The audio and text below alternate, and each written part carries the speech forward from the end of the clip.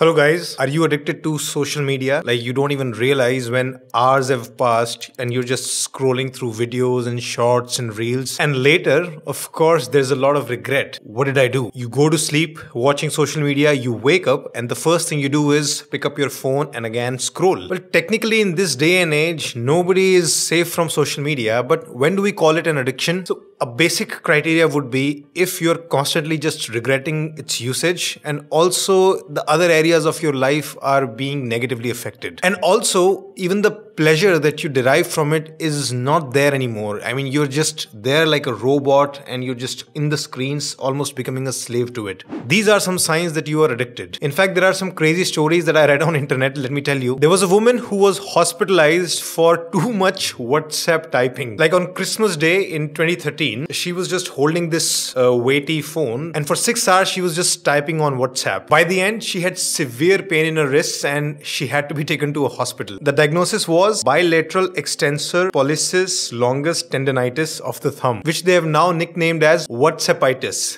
Another story, a woman was so distracted by Facebook that she walked off a pier into icy waters. I mean, she was just walking on the pier with no awareness of the surroundings, completely immersed in her Facebook, and she just fell straight into the chilly waters of Port Phillip Bay. And apparently, she didn't even know how to swim. Luckily, there were people who rescued her. Do you know the surprising or shocking part? This woman didn't know how to swim. The water was completely freezing, yet she did not lose her phone. She was struggling while tightly clinging on to her phone. Another one, there was a man who lost his job and his wife due to his Twitter addiction. This guy used to just constantly tweet and tweet and tweet, about 30 tweets a day for years and years. Problem was the contents of his tweets were probably against the policies of the company. They asked him to stop, he didn't, they fired him. He chose Twitter, not the job. About a month later, he tweets this: I would have taken a bullet for my wife, but now I'd rather be the one pulling the trigger. And he lost his wife after that. And I don't get it. Why? And apparently he still claims that he reached his lowest point when his son threatened to unfollow him on Twitter. That was his lowest point. Well, clearly social media addiction is a thing.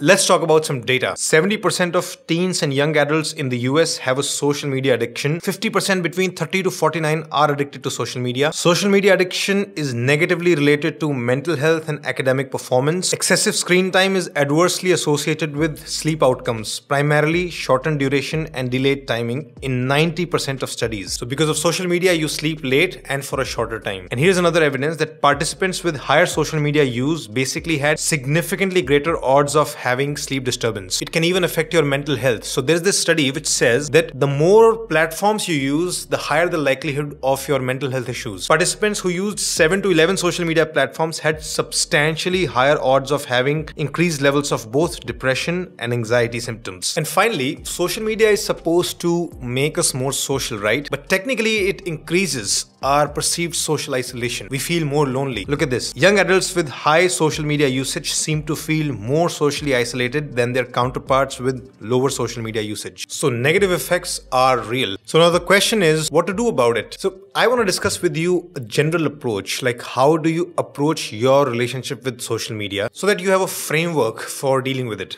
So first thing is you have to focus on overall balance of your life. That is the most important thing. Whenever you're trying to figure out what's going wrong in your life, it's a good idea to just step back and look at the overall balance of things. And if any element in your life is hurting that balance, you need to fix something. So ask yourself, does this social media usage preventing you from, let's say, taking care of your health, like going to the gym or eating properly? Or is it interfering with your work and productivity? Or is it actually making your relationships with people around you worse? Is it disturbing your sleep? Is it ultimately leaving you with a lot of regret and actual negative emotions? Like, of course, in the moment you enjoy it, but afterwards you just feel worse. If any of those things is true, it means that social media has shaken up your balance. So the starting point is try to make sure that nothing in life endangers this balance of life. You have to hold on to it very, very dearly. So how do you approach it here? Basically, do not allow yourself any screen time unless you have significantly contributed to those other areas. I usually talk about these 5 areas because that's a good starting point: health, mental health, work and productivity, developing good relationships, and your rest and recreation. So social media technically counts in your rest and recreation. So what you have to do is, unless you have contributed to those first first 4 things, you cannot go on to rest and recreation or your social media.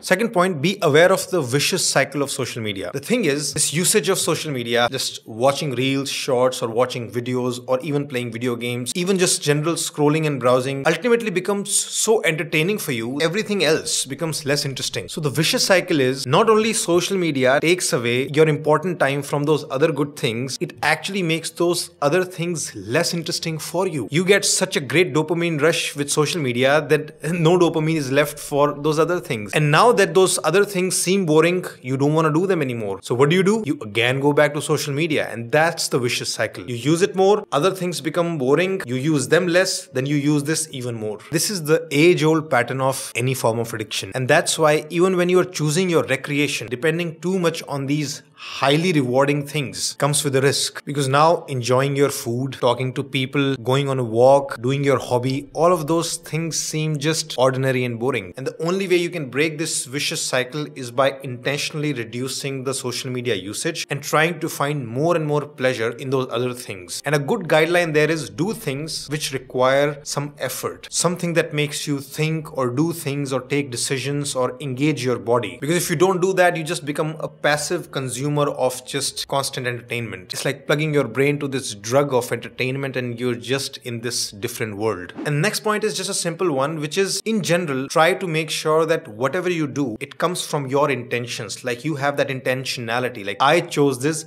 as opposed to this chose me. Like, you want to be the master of at least the most important areas of your life. But what happens with social media is it becomes your master. Like a notification comes and you're just driven to it. People these days are checking their phones hundreds of times per day. They've almost become robots that are just responding to whatever is happening in their phones. So who really is the master of your life? You need to take back control. So one thing that I do, which now I get criticized for by my friends and family often, is I actually keep my phone away and I go to my phone on my timings. And this is problematic for others because in this day and age, people just expect you to respond immediately, quickly. Expectations have changed. We don't want to wait anymore because it's just instant messaging. Everything is instant. And I have decided for myself, no, this is not healthy. I can't dance on other people's timelines. So most of the times I respond to calls and messages on my timeline. And people often say, oh, what if there's an emergency? Well, I haven't faced one in 10-15 years. And even if there is one, usually people find a way. For that one emergency which might occur in a decade, I can't just let things disturb my mental peace and day-to-day productivity every day of my life. Next point is, you should know what the purpose of social media for you is. I mean, of course, if you're going to YouTube to learn something, that's separate. Like, I'm not even counting that here. Here I'm strictly talking about the entertainment part. So be clear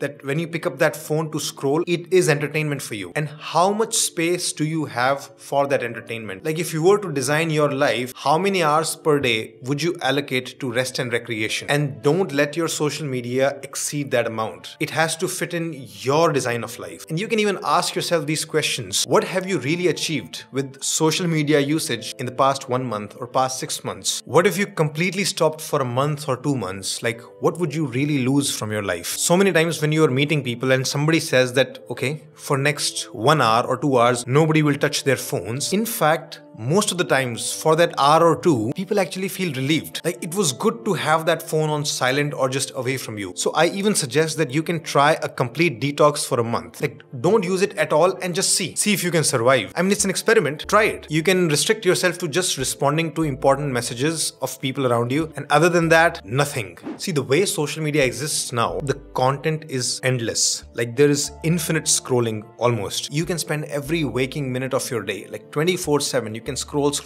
and there will be more. You will never feel fully caught up. So the point is, you anyway have to draw a line somewhere, right? It's not like you can make that a complete part of your life. You have to draw a line somewhere. Why not simply just bring that line closer to where you would feel more balanced? Ultimately, that's what it comes down to, just changing that line. So now what you can do is, you can actually become smarter at predicting what's going to happen next. Next time you pick up your phone, what will happen? Basically, you won't be able to put it back. So you now have to see these social media sites or any kind of screen time as a trap. Okay, as you're walking closer to your phone, I'm walking towards a trap. And am I walking towards it because I'm addicted, or this is now my deserved time to actually have some rest and recreation. And if it is your decided time, then how long is it? And would you be able to leave it after the break ends? I need you to start becoming scared of your phone, as if the phone has these hands, and as you get closer, it'll just grab you by the collar and not let go. So don't go near it unless you want to be grabbed by the collar. Keep the notifications off, keep the phone away from you, delete the apps that you don't want. Today there are so many apps which can actually block your usage after a certain time. Simply type on Google screen time control apps and you'll find many amazing applications that can help you. But those apps will also only work if you have clear intention of actually stopping, actually controlling it. And lastly, you can look at it this way also. At the end of the day, other people are profiting from your attention. As you scroll on social media, somebody else just got another view on their video or reel or photo, and with that they are becoming slightly more successful. So whether it's the platforms or the influencers or video creators like me, everybody's goal is to just get your attention, and most of them have simply no concern about what it does to your life. I mean, in that sense, it's kind of corporate greed. Like the company would keep refining its algorithm just to increase your attention on the app. They have no incentive to think about your well-being. And now, because the algorithm works that way, creators and influencers are also part of that machinery, including me. So what I'm saying is, don't let me or anybody else profit at your cost. Let me tell you this, if you haven't done anything productive today so far, just stop this video right away. Don't watch another video of mine or of anybody else. Go do some work, go to the gym, go meet a friend, do something. Really, just stop right away. Why are you still watching? Come on, bye. But wait, before you go, do subscribe and hit the bell icon so that when you come back tomorrow, YouTube will continue to send you my videos. Thanks for listening. A very important factor in mental peace is that instead of just thinking internally, you should be able to talk about your frustrations to someone. But sometimes your friends and family can get tired of listening or might not even understand you well. That's why you should talk to a therapist. Your emotions need regular air ventilation. Your thoughts need regular garbage disposal, like once every week with a trained therapist. At Sridhar Life School, we have a team of therapists that you can talk to. Please go to sridharlifeschool.com to book your sessions.